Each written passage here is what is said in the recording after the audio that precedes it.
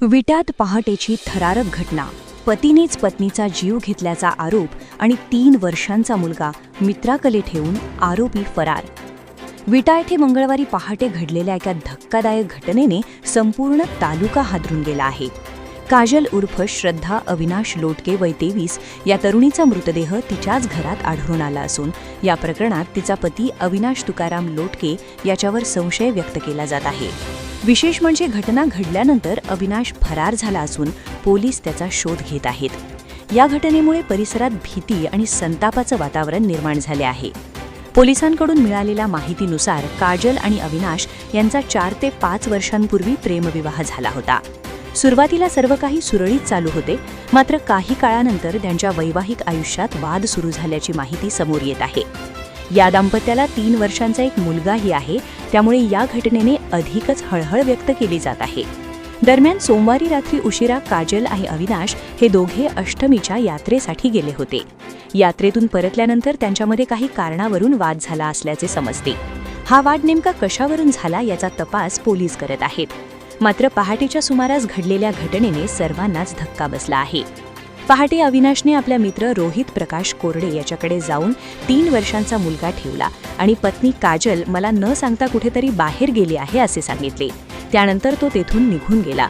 सुरुवातीला रोहितला काही संशय आला नाही, मात्र बराच वेळ होऊनही अविनाश परत न आल्याने त्याला शंका आली. त्यानंतर रोहित थेट अविनाशच्या घरी गेला तेव्हा घराचे दार आतून बंद होते.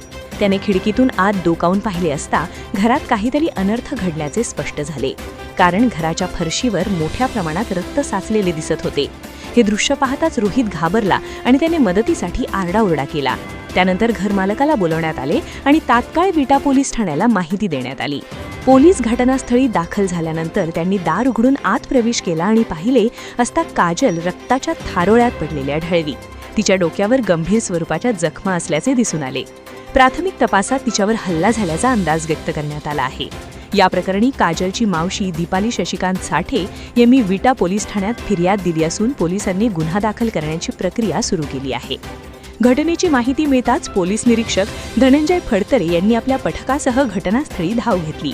तसेच गुप्तवार्ता विभागाचे प्रमुख कृष्णदेव गडदे आणि फॉरेन्सिक पथकानेही घटनास्थळी तपास सुरू केला आहे. घटनास्थळाचा पंचनामा करण्यात आला असून पुरावे गोळा करण्याचे काम सुरू आहे. दरम्यान या घटनेतील सर्वात वेदनादायक बाब म्हणजे या दाम्पत्याचा 3 वर्षांचा मुलगा सध्या आईविना झाला आहे. या निरागस मुलाचे पुढे काय होणार हा प्रश्न सर्वांनाच पडला आहे. परिसरातील नागरिकांनी या घटनेबद्दल तीव्र संताप व्यक्त केला असून आरोपीला लवकरात लवकर अटक करण्याची मागणी केली जात आहे. पोलिसांनी विविध पथके तयार करून आरोपी अविनाश लोटके याचा शोध सुरू केला आहे.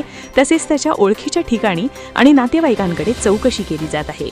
या प्रकरणातील सत्य काय आहे आणि नेमके काय घडले याचा उलगडा तपासानंतरच होणार आहे.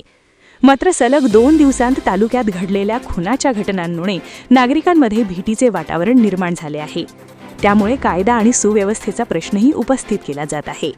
पोलिसांनी नागरिकांना अफवा पसरवू नये असे आवाहन केले असून अधिकृत माहितीसाठी पोलीस प्रशासनावर विश्वास ठेवण्याचे सांगितले आहे. या प्रकरणाचा तपास सध्या सुरू असून लवकरच आरोपीला अटक केली जाईल असा विश्वास पोलिसांनी व्यक्त केला आहे. या प्रकरणातील प्रत्येक अपडेटसाठी आमच्या चॅनलला सबस्क्राईब करा आणि अशाच महत्त्वाच्या बातम्यांसाठी आमच्या सोबत रहा. धन्यवाद.